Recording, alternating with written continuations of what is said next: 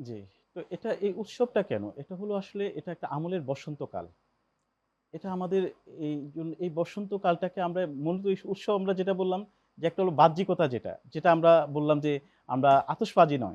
জি, আমরা যেটা বৈধ ইসলামে যেটা কি করে এজহারে নেয়ামত করা, নিয়ামত করা। মানুষকে সাথে দেখার সাথে তাকে রমজানুল মোবারক তাকে এই সম্ভাষণগুলো জানার মধ্য জানান। দিয়ে আমরা এটা করলাম। আর আরেকটা বড় যেটা উদযাপন সেটা তো হলো যে এই রমজানের যে লক্ষ্য, যে উদ্দেশ্য যে আমাদের তাকওয়া অর্জন করা, এইটাকে আমরা নিজেদের মাঝে ধারণ করা। হুম? আল্লাহ রাব্বুল আলামিন কোরআনের মধ্যে বলেছেন, শাহরু রমাদান আল্লাযী যেটা আমরা বলেছিলাম, এ কুতিবা আলাইকুমুস সিয়াম কামা কুতিবা আলাল লাযীনা মিন ক্বাবলিকুম লাআল্লাকুম তাত্তাকুন। যে এই রমজান দিয়েছি তোমাদেরকে তাকওয়া অর্জন করার অর্জনের জন্য। জন্য। তো তাকওয়াটা তো আল্লাহর ভীতি। আল্লাহর ভীতিটা আসলে কেমন? আল্লাহর ভীতিটা কেমন? এটা একটা গল্প আমার মনে পড়েছে যে, মানুষ যখন আল্লাহকে চিনতে পারবে, তখন তার মাঝে ভীতিটা সঞ্চার হবে। যখন সে যদি আল্লাহকে নাই চেনা যায়, তাহলে তার মাঝে সে ভীতিটা ওভাবে আসে না। আসলে এটা কথায় আমরা হয়। তো আমরা একবার মনে পড়েছে যে একবার আমাদের দেশের প্রেসিডেন্ট যখন ছিলেন, এরশাদ যখন ছিলেন, তখন তাকে সে যখন মানে ছদ্মবেশে মানুষের সাথে দেখা করত। আপনি জানেন হয়তো। তো নারায়ণগঞ্জ যখন গিয়েছিল, এক পাটকলের পাশে এক পাটকল শ্রমিককে বলেছিল হুম, হুম। যে, "কেমন আছেন?" তো বলল যে, "এই আটখুরে রাজা" মানে ওনারা তো নিঃসন্তান ছিলেন। "এই দেশে আমরা কোনো শান্তি পেলাম না।" মানে ওই সময় পাটের দাম কমে গেছে।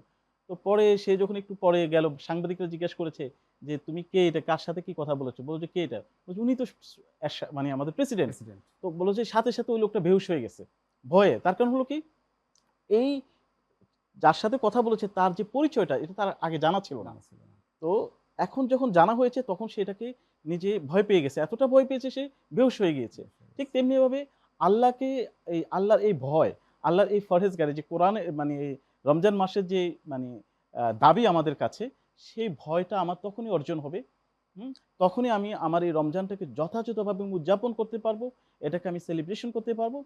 যদি আমার মাঝে সেই তাকওয়াটা চলে আসে। আল্লাহকে আমি চিনতে পারি। আল্লাহকে আমাকে চিনতে হবে। তো অনেক ক্ষেত্রে দেখা যাচ্ছে যে আমরা আসলে আল্লাহকে চিনি না। চিনি না। যেভাবে চেনা দরকার আল্লাহ রাব্বুল আলামিন কোরআনের মধ্যেই বলেছেন সূরা বাকারার মধ্যে, "মিনহুম উম্মিয়ুন লা ইয়ালামুনাল কিতাব ইল্লা আমানি ইনহুম ইল্লা ইয়াযুন্নুন।" যে মানুষের মধ্যে অনেক মানুষ রয়েছে যারা অজ্ঞ বলেছেন আল্লাহ কোরআনের ভাষায়। যে আনপড়, যারা কোরআন পড়ে না। কোরআন পড়ে না, হ্যাঁ? লা ইয়ালামুনাল কিতাব ইল্লা আমানি।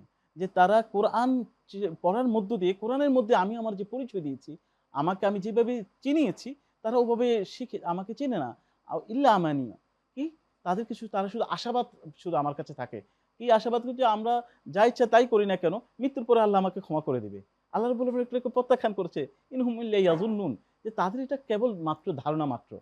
তো এজন্য আমরা আসলে সত্যিকার অর্থে এই রমজানকে মানে উদযাপন করার জন্য, রমজানকে আমরা মানে কি বলে সেলিব্রেশন করার জন্য আমাদের যেটা হবে, আমরা এই তাকওয়ার যে মানে মানে যে নূর, এটা নূরটা। আমাকে অর্জন করতে হলে আমাকে কোরআন পড়তে হবে। এই কোরআনের মাসের যে দাবি যে কোরআন চর্চা করা, এই কোরআন চর্চা করা এটা একটা গুরুত্বপূর্ণ আমরা একটা অনুষঙ্গ আমাদের রমজানকে উদযাপন করার জন্য। মাশাআল্লাহ।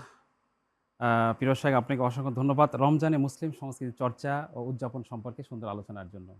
সত্যের আহ্বানে এই অনুষ্ঠানে আপনাকে অসংখ্য ধন্যবাদ জানাচ্ছি। জি, ধন্যবাদ আপনাকে।